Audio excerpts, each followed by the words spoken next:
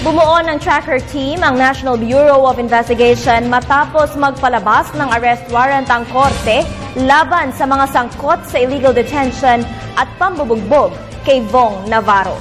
Para sa detalye, balitaan mo kami Noel Perfecto. Formal lang nakalaya sa NBI detention cell si Bernice Lee, kapatid ng fugitive na businessman na si Cedric Lee, matapos ito makapagpiyansa sa kasong grave coercion kaugnay pa rin ng kontrobersyal na Vong Navarro case na isinampa ng Taguig RTC. Bernice Lee ay inaresto ng NBI kagabi sa kanyang tirahan sa San Juan matapos na hindi matagpuan ng mga investigador ang kapatid nitong si Cedric Lee. Samantala, 5 hanggang 6 na elite group of investigators ang pinakalat ni Director Virgilio Mendez sa ilang bahagi ng bansa para magpatupad ng malakihang paghahanap o manhunt sa nagtatagong si Cedric Lee at ang mga kasamahan nito matapos na magpalabas ng arrest warrant ang Taguig RTC para madakip ang mga ito.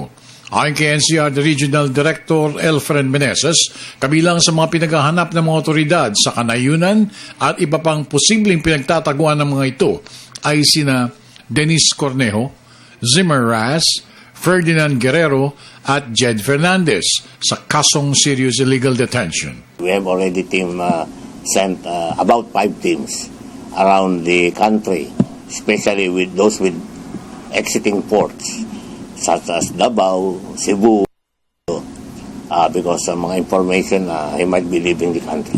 Isa lang naman yung warrant for those, so the same operation is being done, and as well as in the monitoring. Pare-parehas lang. Samantala, sinabi naman ni Secretary Laila de Lima na nakatanggap siya ng isang mensahe mula sa Immigrations Bureau na nakalabas na ng bansa si J.P. Calma, isa sa mga sangkot sa kasong pananakot at panggugulpi kay Vong Navarro. Ayon kay de Lima, kanya itong pinabeberipika sa mga otoridad ng Bureau of Immigration. Tungkol naman sa isa sa mga inakusahan na sangkot sa Vong case, ito'y pinag-aaralan maigi ng kagawaran matapos na personal na nagpahayag sa kalihim na gusto nitong maging state witness at handa rin itong maglahad ng lahat, partikular ang detalye kung paano plinano at ipinatupad ang Oplan Bugbog ng grupo ni Cedric Lee. Malaki ang may tutulong nito sa kaso, anila, at patunay lamang na mayroon ngang ng premeditation at conspiracy. Para sa Telebisyon ng Bayan, ako naman si Noel Perfecto.